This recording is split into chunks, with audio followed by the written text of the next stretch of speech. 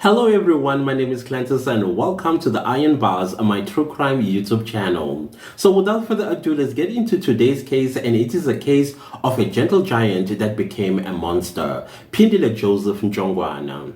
So Phindile Ntshongwana was born in the province of Eastern Cape, South Africa, to two parents who were like upper class kind of people because the father used to be a former rugby player during the apartheid days in 1972, which his team traveled to Italy back then.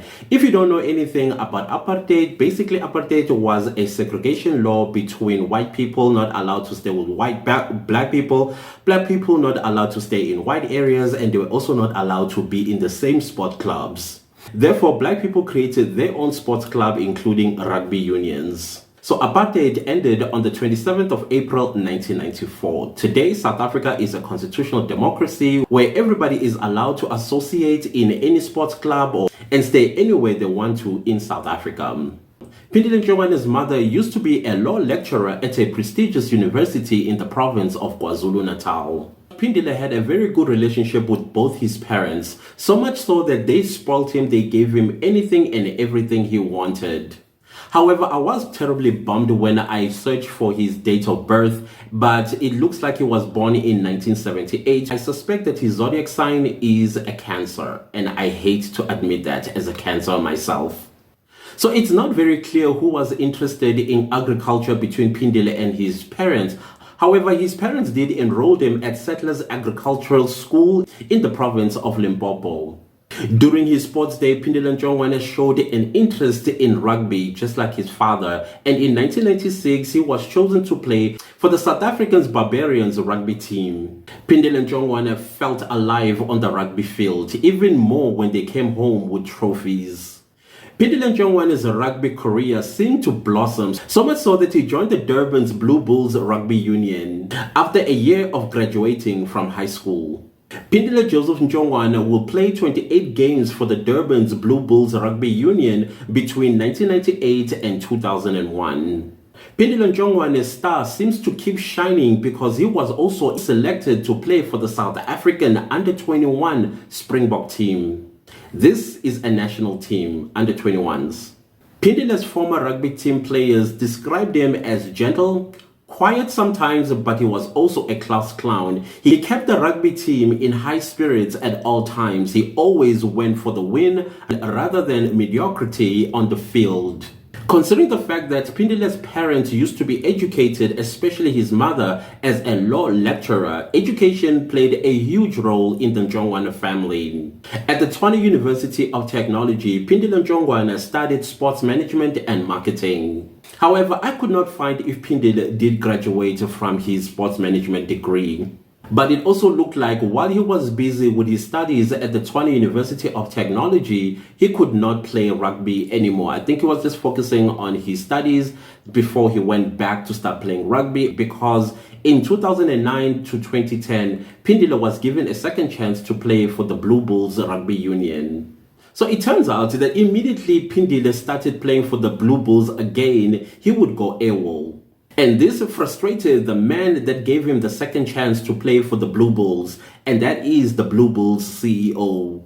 So over the years, Phindile Joseph Ntshongwana was struggling with severe mental health issues.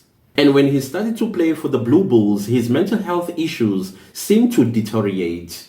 So at some point in Phindile's life, he became a father of a baby boy, not of a baby girl. And we will get to that, why I said it is not a baby girl, but a baby boy. So in the year of 1999, Phindile Ntshongwana's mental health started making him behave very strangely, so much so that his parents became concerned and they took him straight to RK Khan Hospital to have him evaluated. At RK Khan Hospital, this is going to be a mouthful, he was diagnosed with schizoaffective disorder bipolar type. So when I looked into this, apparently it is a mixture or a combination of schizophrenia with symptoms of depression or delusions, and also bipolar. In Phindile's case, schizophrenia showed up when symptoms of depression seemed to be absent. So now the reason why we are here today, it is because Phindile Ntshongwana stopped taking his psychotic medications, particularly his schizophrenia meds. And this was in July of 2010. So realizing that he has stopped taking his psychotic meds, this is when his parents admitted him at RK Khan Hospital to have him evaluated to see what damages were caused during the time he was not taking his medication. At RK Khan Hospital, he was evaluated and they noted that he was struggling with paranoid delusions. These paranoid delusions would make him to overreact to things. He would have moods of overreacting to things. And therefore the hospital felt that they were not equipped to have him admitted, and therefore he was transferred to another hospital in the KwaZulu-Natal province called King George V Hospital, because that hospital had a psychiatric ward. So as Phindile Ntshongwana was wheeled to the ambulance to take him to King George V Hospital, he sprung up and ran away. He basically escaped.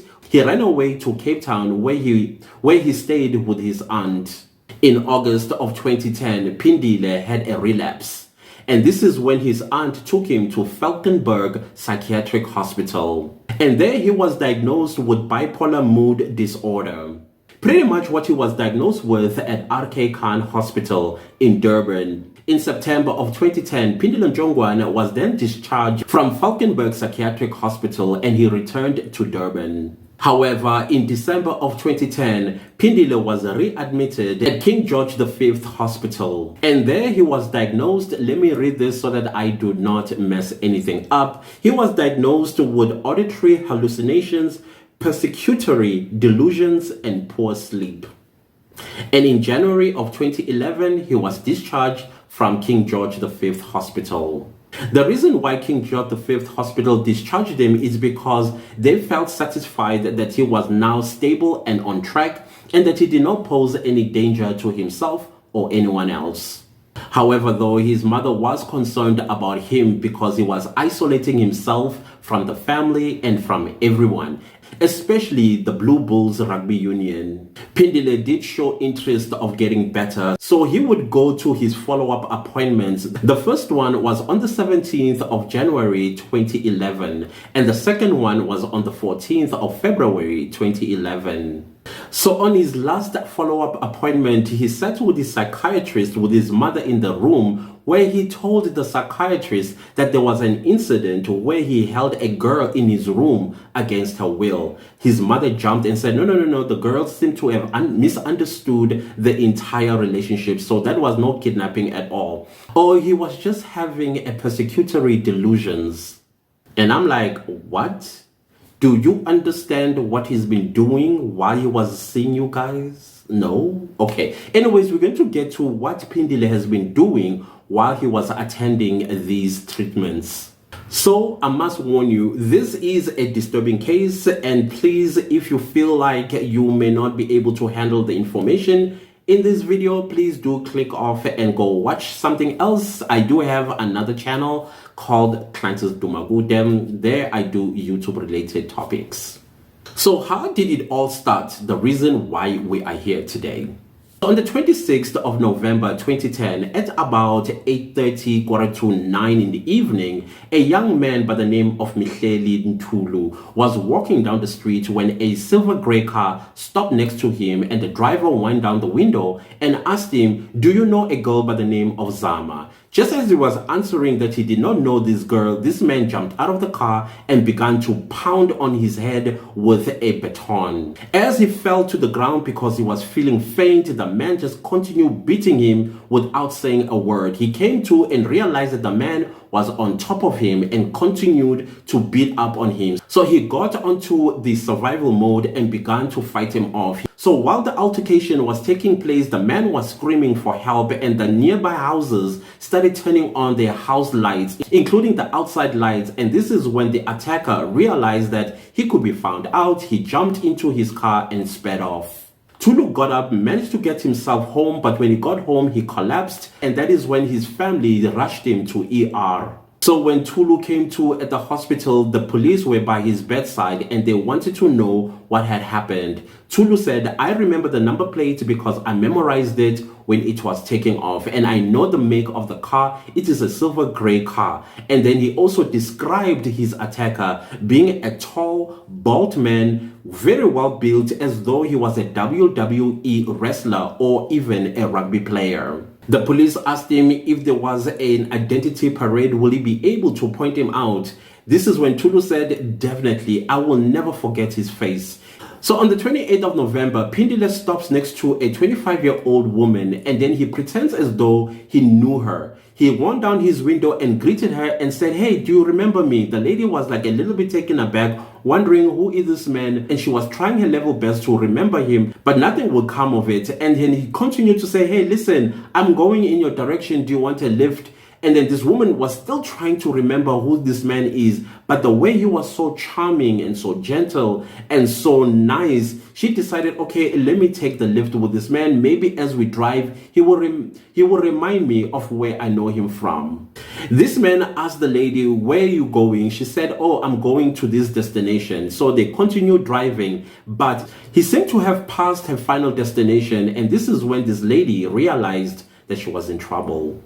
So immediately they passed her destination. This is when this man takes her hand and puts it on his groin. And then he proceeds to ask her, have you ever slept with a Xhosa boy before? Terrified and shocked at what is going on, she responded, no, I've never slept with a Xhosa boy before. This is when the man turned back and said, today you're about to find out how it's like to sleep with a Xhosa boy. Tears rolling down her face, this man said, do not worry, I'll be gentle. This man continued driving with the 25-year-old woman straight to where he lived. He lived with his parents. So when he entered the house, he made sure that his parents did not see that he had come home with the lady. So he entered the house through the back door upstairs to his bedroom, where he locked the door behind him, and then he ordered the lady to take off her clothes while he was taking off his clothes. This woman asked if I could please use the bathroom. He refused. She was trying to find ways to either scream or escape from this man. So as she was slowly taking off her clothes, this man began to ask her, so where were you last Friday? When the lady responded, said, I was at church, he turned to her with anger and said, you are lying. You were cheating on me with the boyfriends that you always cheat on me with. The lady was a little bit taken aback, like, number one, I don't even know who you are. Why are you accusing me of cheating on you?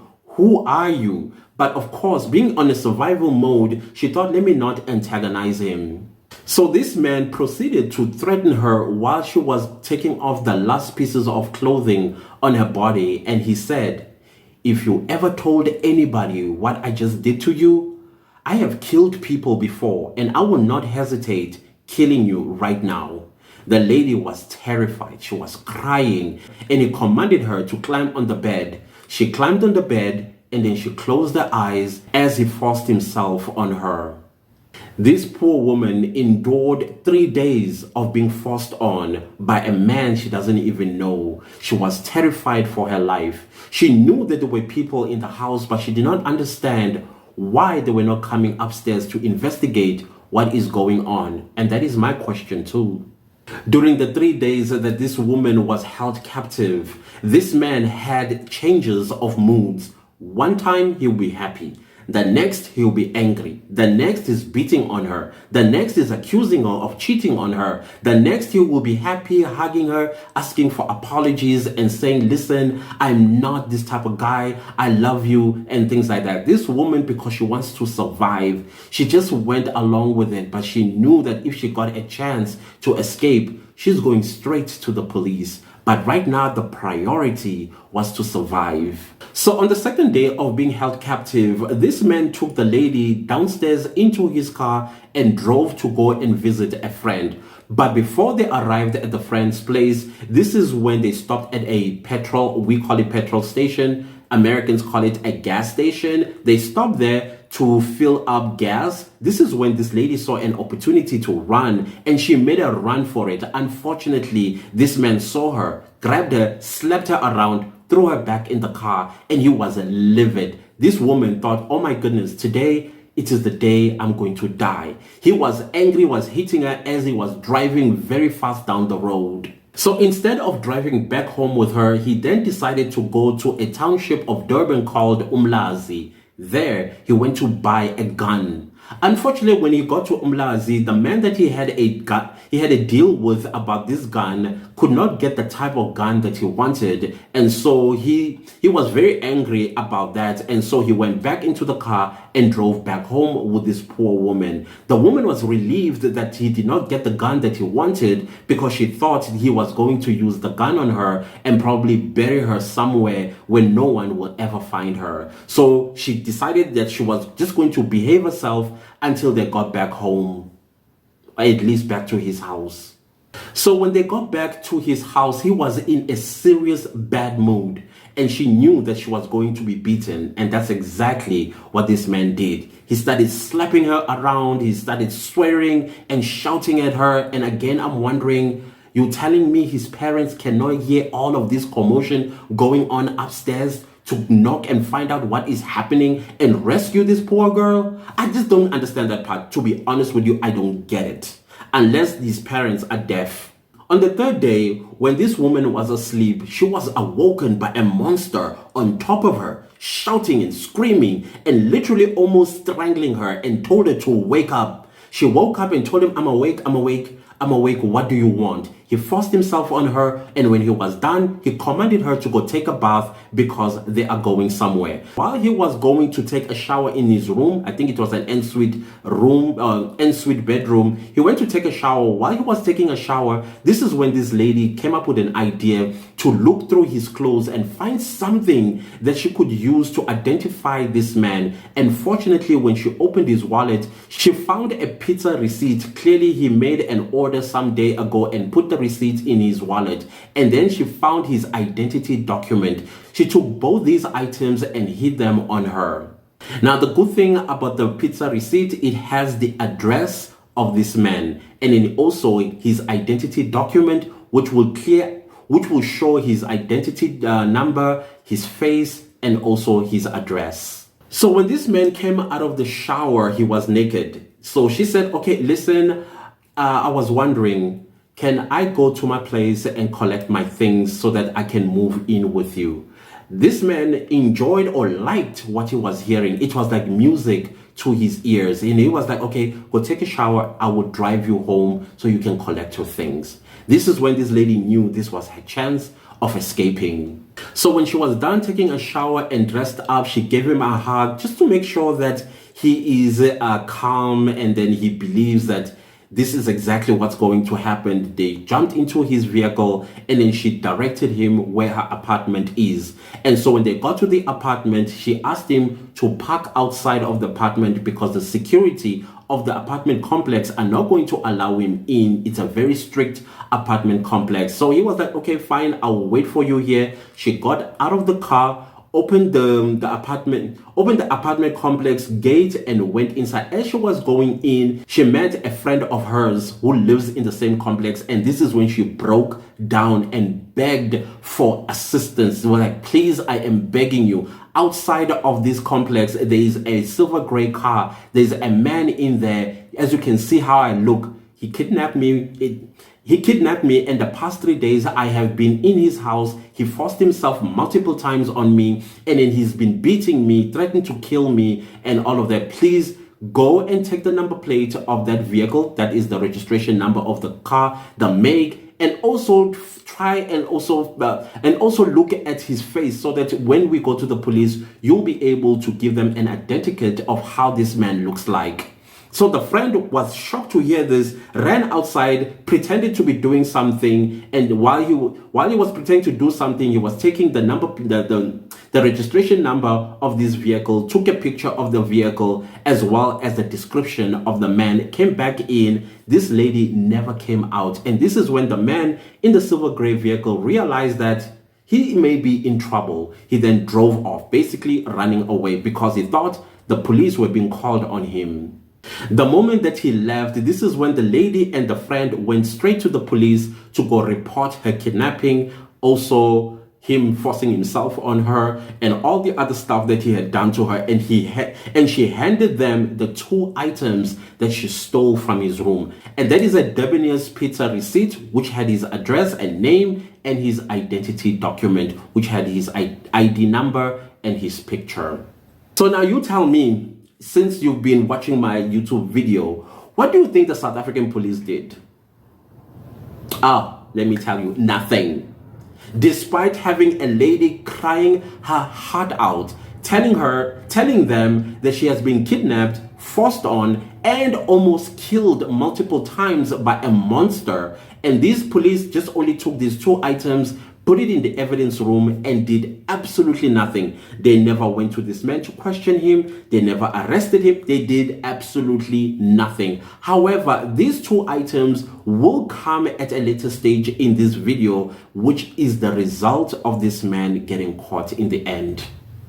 Oh, by the way, it was months after she escaped this ordeal. So several months down the line, there was nothing that this man did. I think he was anticipating an arrest, considering the fact that the lady did escape and probably went to the police. So he was kind of like underground for a while, doing absolutely nothing, but not for long. So on the 20th of March 2011, a gentleman by the name of Ntshongwana was returning from his father's funeral in northern KZN in a village called Empangeni. Like many young men that live in villages around South Africa, they will leave their villages after turning 18 or finishing high school to go look for greener pastures in the big city. And so he decided to move to the city of Durban to find a job. And fortunately, he did find a good job in the city of Durban. However, upon the death of his father, he had to return home to bury him. So in the Zulu culture, once you are done burying your loved one, there is a period where you are not allowed to leave the house. Basically, I think it's 10 days. If somebody passes on, there's some rituals that also take place. 3 days after the funeral, 7 days after the funeral, and also 10 days after the funeral. If you are not going to participate in these rituals, something bad will happen to the person that might leave before the 10 days is over. So while he was busy mourning his father after the funeral, he gets a call from his boss asking him to return to work the following day. And the following day was going to be a public holiday, which here in South Africa we call Human Rights Day. It's on the 21st of March every single year. So the boss was like, no, you need to come back on the 21st because it's going to get really, really busy. So he decided to leave immediately after his father's funeral and return to Durban. In Durban, he lived with a girlfriend by the name of Mabel Dlamini. So he called his girlfriend and said, listen, I'm coming back home. My boss wants me back at work tomorrow. She was like, okay, fine. What time do you think you're going to arrive around here? He said probably 9 p.m. to 10 p.m. So at about 9:15 p.m. when he was close to getting home, he calls his girlfriend and asked her if she needed anything from the garage because he wanted to buy a cold drink. She said, yes, please bring bread with you when you get home. She asked, how far are you? He said, I'm literally 2 blocks away. So I should be home in the next 5 minutes or so. Unfortunately, that phone call that he had with his girlfriend would be the last phone call he would have with his girlfriend. Because few minutes after that call, the unthinkable happened to him. So a gentleman by the name of Gildred Donnelly was driving down Kenyon Howden Road when he came across what looked like 2 people were fighting. He noticed that one of the men was on the pavement and the other one was on the road, but the one on the road seemed to be pounding at something. At first he thought maybe it's not another man, maybe he is busy killing a snake or something. So as he got closer and he looked, he realized that no, man, that is not a snake he is pounding on with what looked like an axe. It was actually another man. And he got very startled and he drove straight home and called the police. So on the call with the police, he described the man that was busy pounding at another man with an axe to be wearing black trainers, a black t-shirt, a black cap, and he was wielding an axe. He described the axe wielder to be tall, well-built, and by the way he was swinging the axe at the person on the pavement, appeared to be quite strong. Those were his words to the police.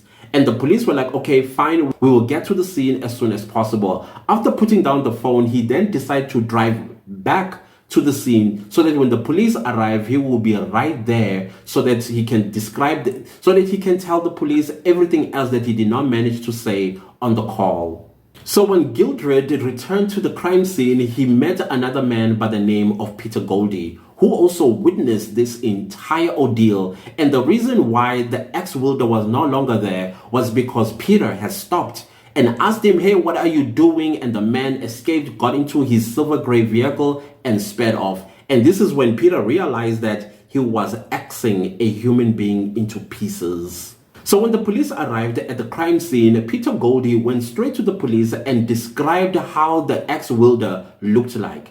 Tall, bald, well-built, as if he was a rugby player, and he was wearing black trainers, black cap, and he was driving a silver gray vehicle.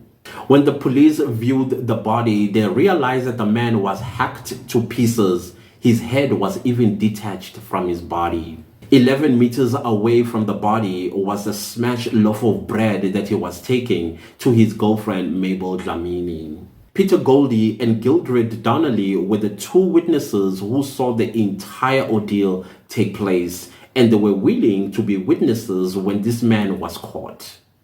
So at about 10:15 p.m., this is when Mabel started getting worried because her boyfriend supposed to be in the house a very long time ago, so she decided to call him. So as she was calling him, his phone did ring. A policeman picked up the call and answered it. This is when the girlfriend asked to speak to the owner of the phone, and this is when the police said something that he was not supposed to say to her. He said, hey, listen, I am with your boyfriend. I will return him just now. But the girlfriend was like, something ain't right. Her spirit was telling her something is more than meets the eye here. Why a policeman would be answering my boyfriend's phone? So 15 minutes later, Mabel calls again, and this time around, a female police officer picks up the call, and then she proceeds to tell Mabel something. I don't think it's part of training. I think police need to tell family members the truth immediately when they call to find out where their loved ones are. But instead, this policewoman said, Thembinkosi is asleep. When he wakes up, I will bring him to you. Like, what? So Mabel at this point, she is panicking and she knows that something terribly happened to Thembinkosi, and so she called his boss. She tells the boss, listen, I spoke to Thembinkosi at about 9:15. It is now 10:30, and now his phone is being answered by police, and one of the police person told me that Thembinkosi is asleep and she would bring him to me once he's awake. The boss was like, that sounds strange. That's when Mabel said, can you please come with me to the police station and report him missing? So the boss did not waste much time. By the way, Thembinkosi and his girlfriend lived in the premises of where he worked. So the boss was also not too far away from the premises. So they got into the vehicle, went to the police station. As they were driving to the police station, they come across a scene. They see police cars flashing, an ambulance flashing, and they see a foil blanket laying on what looked like a body. And so as they were driving, Mabel felt in her heart and even told Thembinkosi's boss that I think that is Thembinkosi under that foil blanket. The boss was like, no, come on, you are overreacting. Let's go and report him to the police. They proceeded to the police station and told the police when they got there that she had a conversation with a boyfriend who was 2 blocks away, literally 5 minutes away from the house. And so he hasn't arrived, and now it is 11:15. I'm here to report him missing. And then they also told the police that as they were driving to the police station, they saw what looked like a crime scene of some sort, and there was a body. And this is when this woman told the police, I think that is Thembinkosi, that I'm here to report missing. So the police were like, okay, fine, let's drive with you back to that scene so we can lift the foil blanket and so you can make identification. Indeed, when they arrived at the crime scene, then that's when the police at the police station told the police at the scene that they think the loved one of the deceased is this woman if she can view the body. So as they removed the foil blanket, and indeed it was Thembinkosi Cebekulu that had been hacked to death. Well, she could not identify him clearly, but she knew the clothes that he was wearing, and she knew those clothes were of her boyfriend. That is when she was distraught. She broke down and they had to console her, and she was inconsolable. So on the 21st of March 2011, this is the public holiday, Human Rights Day, a young man by the name of Emmanuel Khumalo was walking down the streets of his township of Umlazi, returning to visit his father to spend the holiday with him, when a small silver grey car parks next to him. So he noticed the silver grey vehicle stopping next to him. He proceeded to walk, so the vehicle decided to drive just a little bit down, and then it stopped. A man came out of the vehicle with what looked like a black plastic bag, and then he started walking behind Emmanuel. Emmanuel felt very uneasy, so he decided to move from the pavement and walk in the middle of the road so that he would be evaluating the situation, if he was in danger or what. This man, before he could think any further, this man was right behind him. He grabbed Emmanuel and began to beat him, and Emmanuel started screaming and defending himself and managed to escape. But as he was escaping, this man threw something at Emmanuel, hitting him on the back. And then it felt like a blade of some sort, and he continued running, and he disappeared into the darkness of the township. And this is when this man was livid. And then when he got home, he realized that this man had hit him with an axe on the back.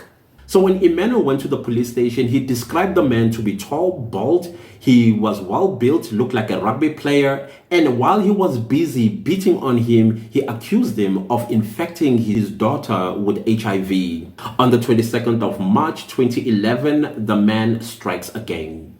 At about 10:30 p.m., Felix Mdluli was walking down the street from his work in Sasko. He lived in the township of Lamontville in Durban. Felix saw a small silver grey car driving slowly past him. Felix says he could tell that the driver was up to no good, so he put his guards on.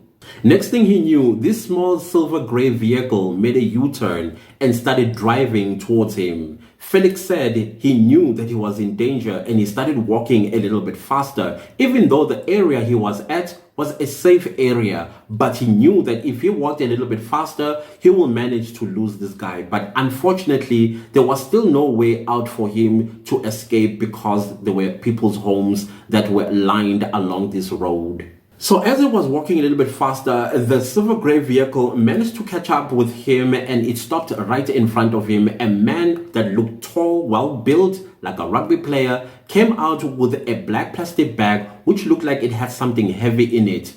And then he stopped in front of him and started to speak in isiZulu with him, but with a Johannesburg accent. Yeah.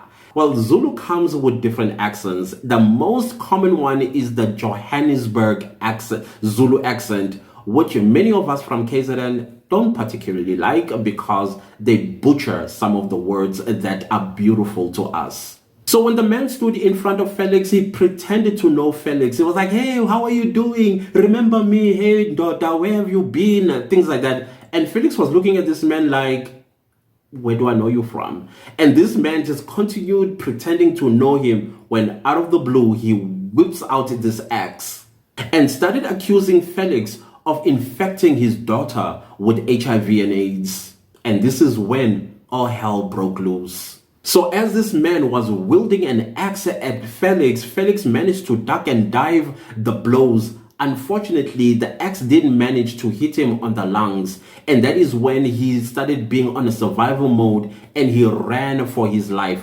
Once again, this man attempted to throw the axe at him in the hope that it was going to penetrate his back, throwing him down, probably dead, and he will get to do whatever he wanted to do with his body. But Felix managed to escape into someone else's house, begged them to call the police. When Felix managed to escape, this man went back into his silver grey vehicle and sped off. However, the same night that he attacked Felix, A man by the name of Themba Buthelezi comes across a body without a head. He immediately calls the police.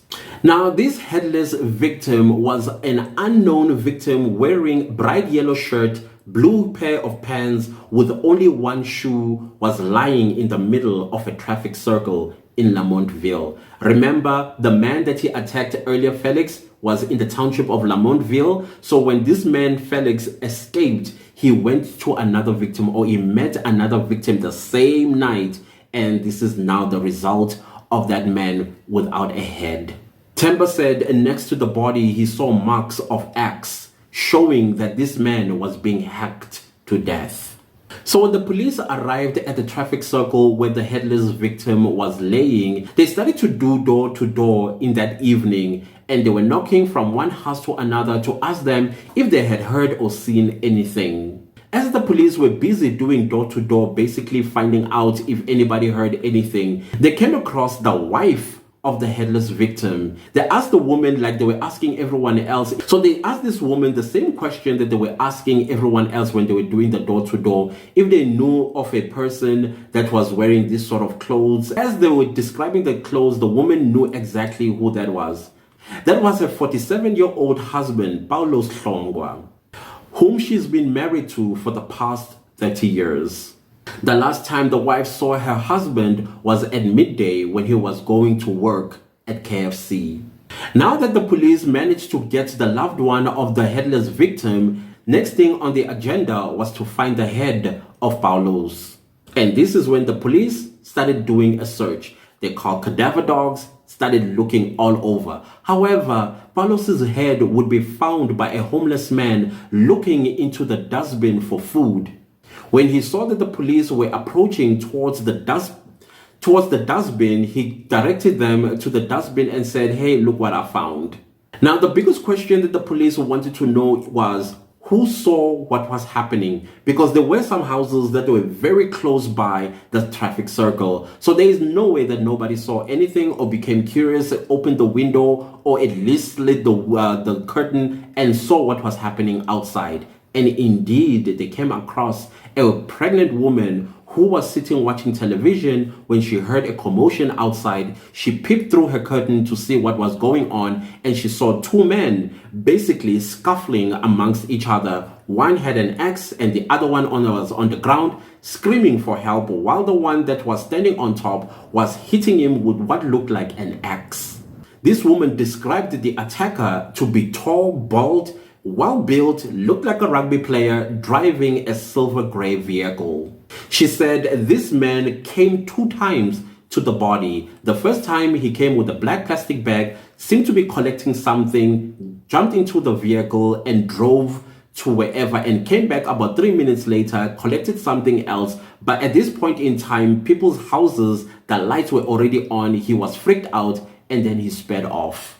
So it also turns out that it was not the pregnant woman who saw everything. 2 security guards that were securing a building not too far from the traffic circle saw the entire ordeal. However, they wanted to remain anonymous. They did not even want to be called as witnesses to the stand in case the perpetrator was called. All they told the police was, while they were busy patrolling this building, they heard a commotion. They went to investigate and saw a tall man, well-built, wearing black trainers, busy hacking another man who was screaming for his life.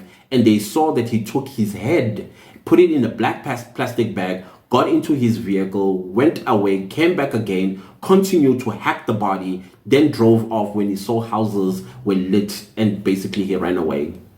The next morning of the 23rd of March 2011 at 3 a.m., remember the previous night, he had hacked 2 people.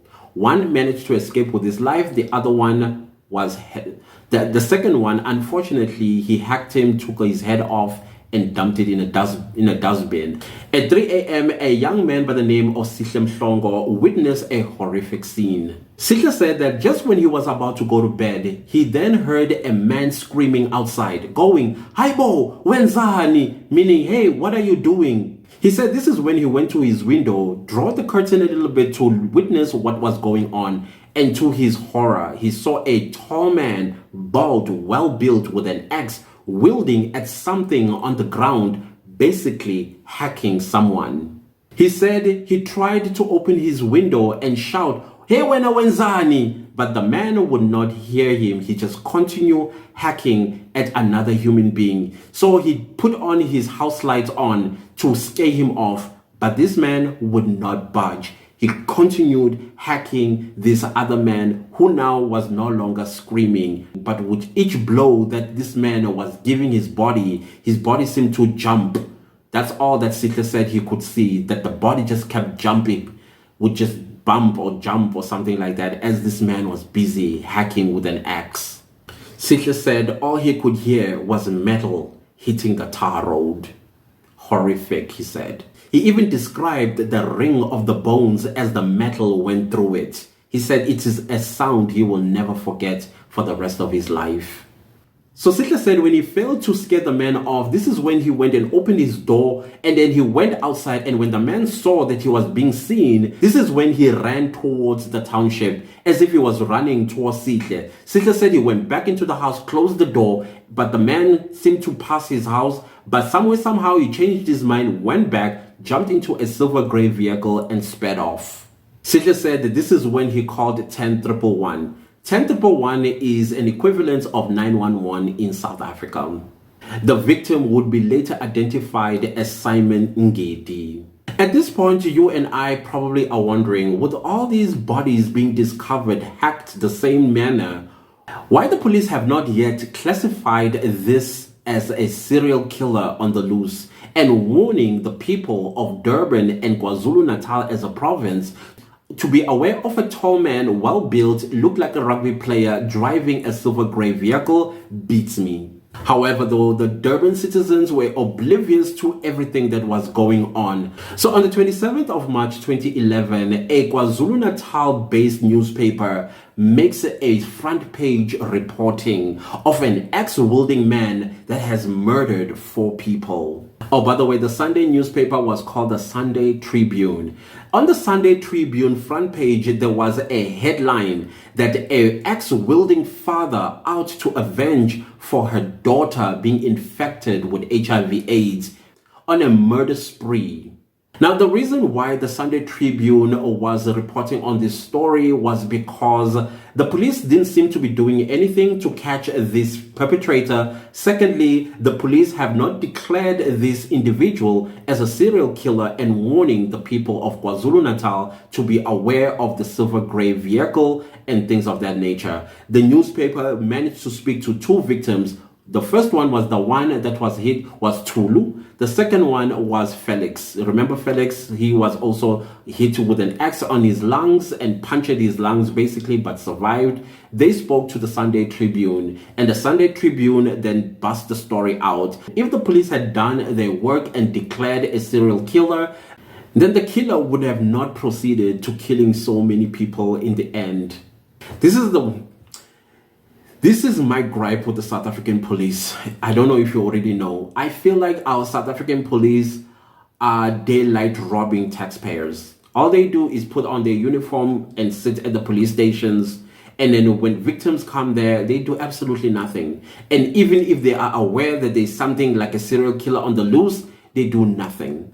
And this really, really bothers me so much because we pay so much taxes. These taxes go and pay the police people their salaries. And at the end of the day, we the citizens still pay the high price with our lives, and yet we are paying taxes, and yet we pay to be served and protected. And this never happens.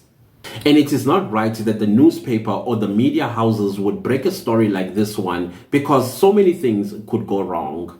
I feel like the police and the media ought to speak with each other if something like this had to happen, so that the story is controlled and the perpetrator does not escape justice. And the worst part about the newspaper reporting, it had people supporting this father who was busy killing people that were infecting his daughter with HIV. So the axe-wielding father got support from the public saying that, yeah, if I was him, I would also go kill a person that infects my daughter with HIV and AIDS. So many that read the story said they would do exactly what this man did. So instead of justice being sought, now people are supporting this man that is busy killing people for absolutely no reason. So now that the story has broke in the media, this is when the police started lifting up their socks and started working. So a task team was put together that was led by Gerald Lebaskachny. So I do not butcher this man's surname, I'm just going to continue calling him Gerald. So Gerald came to a conclusion that they had a serial killer on the loose because of his MO. His MO was when he caught a victim, he would accuse them of infecting his daughter with HIV and AIDS. He would then use an axe to hack them to death. So the obvious signs to Gerald included the fact that the murders took place in a small geographical area. The victims were all adult black males. The victims were alone at night on the streets. The attacker was described by witnesses and survivors as a tall black man, well-built and wielding an axe. The murders all had decapitation or an attempt thereof. So after making all this determination, an identikit needed to be put together, and indeed an identikit was put together, and they were able to draw the perpetrator. The majority of the identikit were done by the survivors. And remember Tulu, who said he remembered his face? He would never forget that face. He was of great help to the police. After the identikit was finished being drawn, it was the silver gray vehicle. So they took all these posters and they posted them all over the city of Durban, asking people if they see this man driving this particular vehicle, call the police immediately. Do not approach because he is armed and dangerous. Remember the 25-year-old girl that was kidnapped by Phindile came forward to the police station and said, I came to this very police station and I handed 2 pieces of evidence about a man that held me captive and forced himself on me for 3 days that I had to endure. Can you please go and find those pieces of evidence, because that's the man you are looking for that did that to me. When Captain Gerald heard that, was like, what evidence are you talking about? This is when they went into the evidence room and got the Debonair's pizza receipt as well as the ID of the man they were looking for. Gerald could not believe what he was looking at, and he kept wondering why the police did not do anything about the man when the lady who was the victim of being forced on came the first time. And this is when Gerald and his team and the task team went straight to the address that was on the pizza receipt, and guess whose house that was? Phindile Joseph Ntshongwana's. So the first thing that the police did when they got to Yellowwood Park where Phindile Ntshongwana lived, they knocked on the door, and a woman opened the door and they gave her a search warrant and basically asked her that if she could please open her garage door. She opened the garage door, and there it was, a silver gray vehicle that was registered in under Mrs. Letlaka. This was on the 28th of March 2011. The next door neighbors, when they saw the commotion that was going on with the police, they went there and said, there's a tall man that lives there. He looks a little bit scary. Can you please look into him? The next door neighbor said, even though he looks a little bit concerning, he is a rugby player. So the team already knew that they were coming to deal with a tall, very strong man. So they came in a group of 20. 2 of the policemen went through the back door. The majority of the police team were in the front door. So when Phindile realized what was going on, he tried to escape through the back door. That is when he met the 2 policemen that were stationed at the back of the house. This is when the 2 policemen realized that they would be overpowered, but for some reason, Phindile Ntshongwana became very subdued. He was humble. He basically cooperated with the 2 policemen that were in the backyard. And this is when they called the rest of the police to the backyard, where they tried to handcuff him. Unfortunately, because he's a big man, his hands are also big, the handcuffs could not fit him. And therefore, they had to get ankle chains just so they could handcuff him with. Phindile's mother, Mrs. Letlaka, was very cooperative. After all, she was a law lecturer.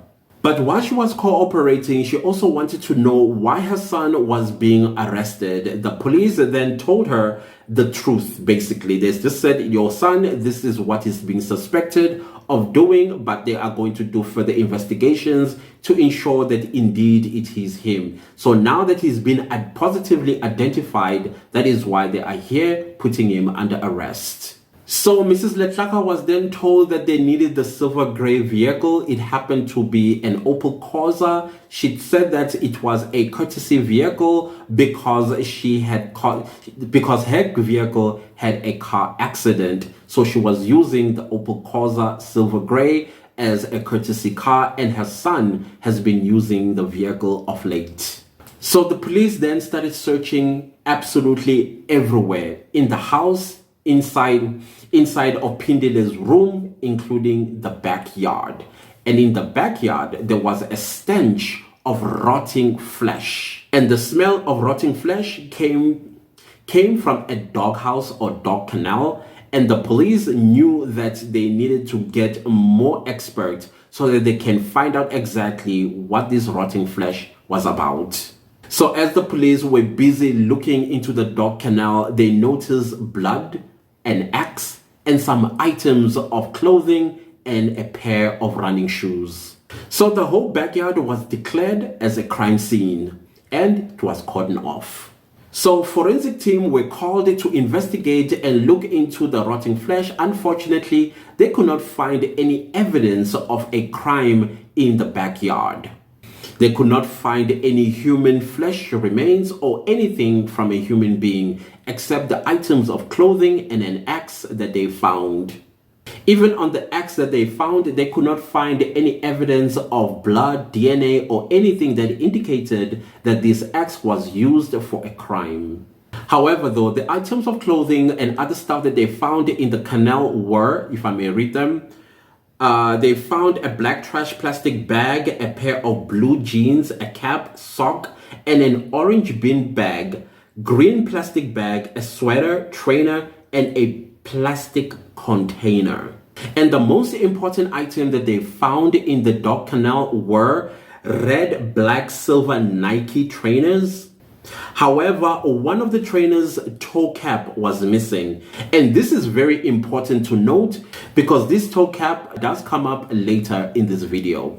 So when the forensics were done doing the investigations in the backyard and declared the backyard to be crime-free, they then went into the silver gray vehicle to search for blood or DNA, and indeed they came across a plethora of DNA, different samples of blood, different samples of DNA. Amongst those were of Tulu, were of Simon, were of Paulos, and of the 25-year-old woman that he had kidnapped. And this is when Phindile Joseph Ntshongwana was declared as the prime suspect. And he was immediately charged and taken to court to meet the magistrate, where his name could be legally published to the public. So in South Africa, when you are arrested, nobody is allowed to reveal your identity until you have met the magistrate the following day. If you are arrested on a Friday, then you will meet the magistrate on a Monday and you will stay in jail for the weekend. So during the investigations, the police discovered that Phindile Ntshongwana actually had a 5-year-old son, not a daughter. There was never a daughter that was infected with HIV and AIDS by anybody. Well, there was never a daughter. That's it. Now, when the people of Lamontville, where the majority of the killings took place, heard that Phindile Joseph Ntshongwana was given bail, they were up in arms. They were so livid. They wanted to know why he was granted bail. They bayed for his blood. While in South Africa, everybody has the right to apply for bail. However, there are conditions that you will have to meet in order for the court to give you or grant you bail. One of those, you must not be a flight risk, meaning that you do not pose a threat. You do not pose a risk of escaping the country, therefore justice. The second one is that you will not interfere with the investigation or go to the witnesses and intimidate them. Phindile then promised the court that he is not a flight risk, and secondly, he would not be interfering with the investigations or intimidate witnesses. And therefore, he was granted bail. So the former police commissioner Phindile was very happy with the task team that caught Phindile Ntshongwana. Truth of the matter is the police did not do anything. It was the two items that the 25-year-old had submitted to the police. That's how he was caught. When she went to the police and said, hey, the man you are looking for is the one that I gave you his items. Go get him. The police did not catch him themselves. I believe that if it was not for her, Phindile would have continued to kill more people and the police would still have not caught him. That's just my opinion. So while Phindile Ntshongwana was waiting for trial, a new discovery was made. On the 1st of April 2011, this is 3 days after Phindile was arrested and charged. A man was walking his dog along a railway line when the dog started barking and basically pulling the owner towards something. The owner tried to get the dog back on track, but the dog kept pulling him towards a certain direction. So eventually he gave in to see what this dog was seeing. As they were approaching this area, there was this smell that hit him. And then he was like, what is it? And he thought maybe the dog wanted to eat rotten meat. And so he tried to pull it back, but the dog kept pulling him towards this smelly area. And this is when they discovered a dead body that had decayed beyond recognition. The owner of the dog immediately called the police. When the police got to the scene, the body was decapitated. It was axed to death. Bless the dog's heart, I say. So the discovery of the new body got the police wondering, hey, maybe we got the wrong guy. The real killer is still out there. But when the forensics came, they said, no, you guys caught the right guy. This body has been here for a very long time, if not the same time as other murders. And the biggest evidence that proves that it is Phindile Ntshongwana who is responsible for the latest discovery is the toe cap that was missing from the shoe or the running shoes that they have found in his dog kennel. The toe cap was not far away from the body. Unfortunately, 10 years later, in fact this year is 11 years later, that victim was never identified. So on the 6th of April 2011, an identity parade was held. So the survivors were the ones that were going to identify who the attacker was. So the first victim positively identified Phindile Joseph Ntshongwana as his attacker. But when the second witness was called, Phindile Ntshongwana fell to the ground and started seizuring as though he had some kind of seizure or he was going through some kind of medical situation, and the entire identity parade had to be stopped.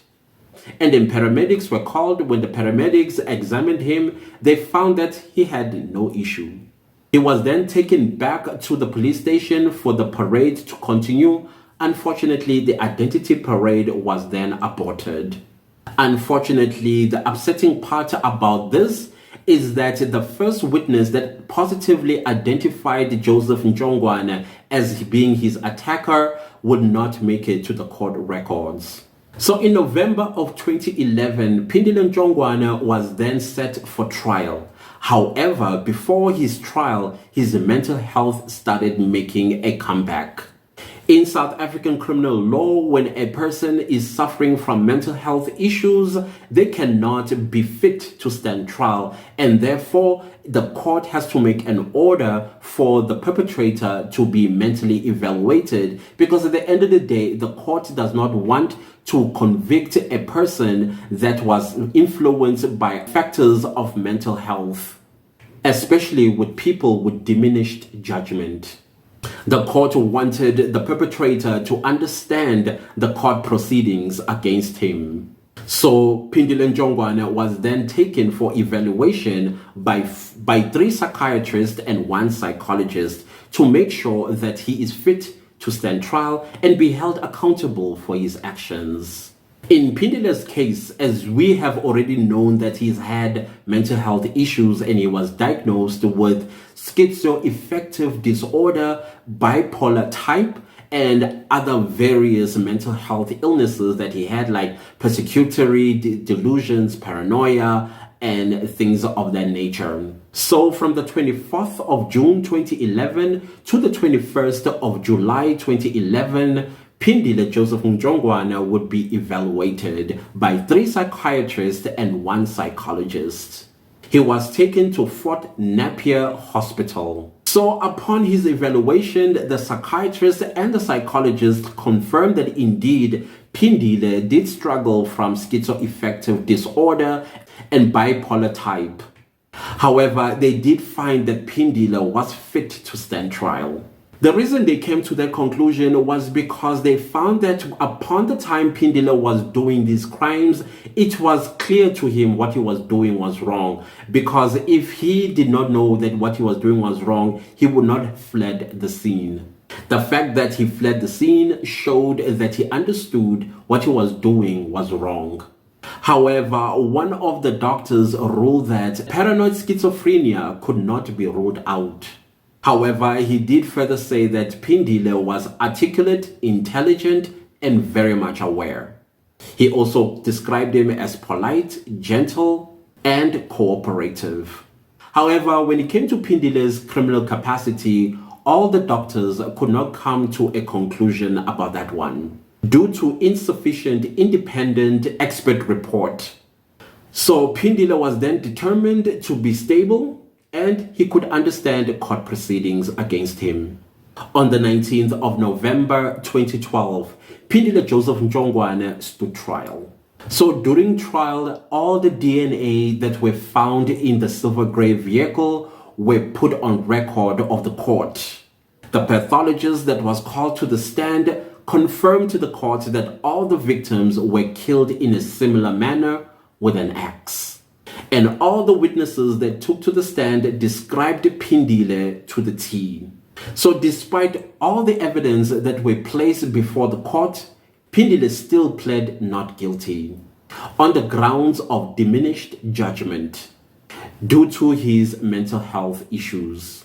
He further told the court that he had no recollection of the murders. He said he doesn't even know why he is dragged to court. He also told the court that he lacked criminal capacity for all that he's been charged with, and therefore he could not be held accountable for any of these deaths that he's been accused of. On the 27th of April 2013, Phindile Joseph Ntshongwana's trial came to an end. However, it would take another year for Phindile Ntshongwana's case to be concluded. I can imagine what was going on behind the scenes, because at the end of the day, the judge needs to come with solid reason why he is convicting or not convicting. Remember, he has all these mental health issues. So despite expert reports, he still has to make a decision whether the expert reports are correct and the law, because the facts are important so that he can apply the law. So the last thing that the judge, I think, was a dilemma of some sort, taking a mentally ill person to prison for the rest of his life, when he indeed could have had a diminished judgment due to his mental health issues.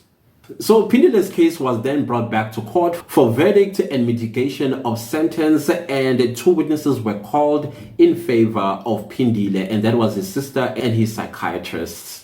Phindile's sister told the court that his behavior was inconsistent and she knew that he had severe mental health issues and that he had diminished judgment. His psychiatrist told the court that Phindile had paranoid personality disorder and he does not have criminal capacity, let alone understand the court proceedings, and indeed he has diminished judgment. The psychiatrist said he did disagree with his fellow colleagues for coming to a conclusion that Phindile was fit to stand trial.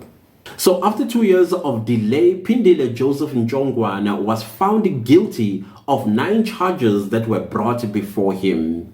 Oh, I forgot to mention that during his pre-sentencing, a psychologist that also made an opinion in court who said that she believes that Phindile was rehabilitatable because he showed remorse, he showed some kind of responsibility that he was taking, like what the man just denied everything. I don't understand the psychologist. But anyways, the psychiatrist came down on the psychologist saying, this is not true.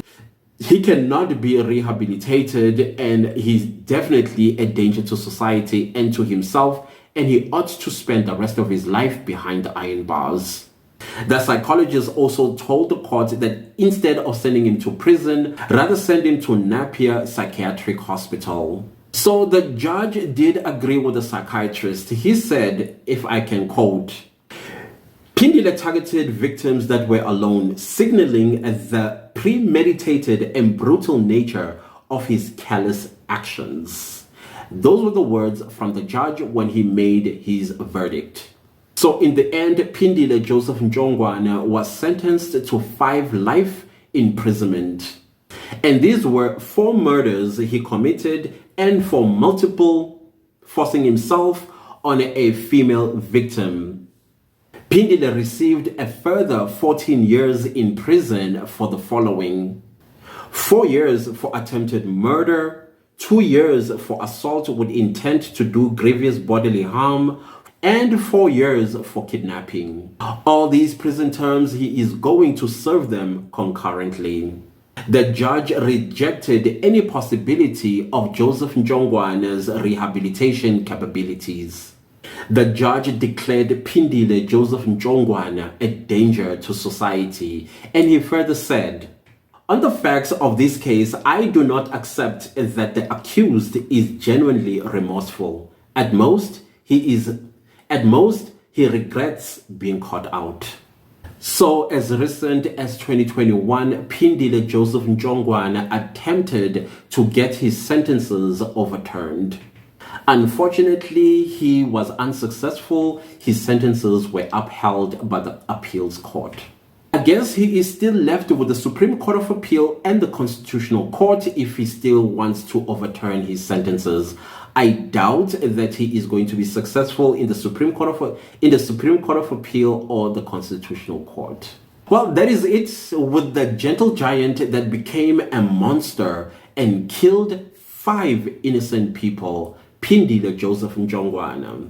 If you enjoyed this case, give it a like, do subscribe to my channel if you have not subscribed yet, and don't forget to click the bell notification so you get notified every time I upload a new true crime story. Please do leave me a comment down below and let me know what you think of this case. Do you think he was correctly sentenced despite the fact that he had mental health issues? Please do share this video far and wide. Thank you for watching, and I will see you next time with a new true crime video. Goodbye.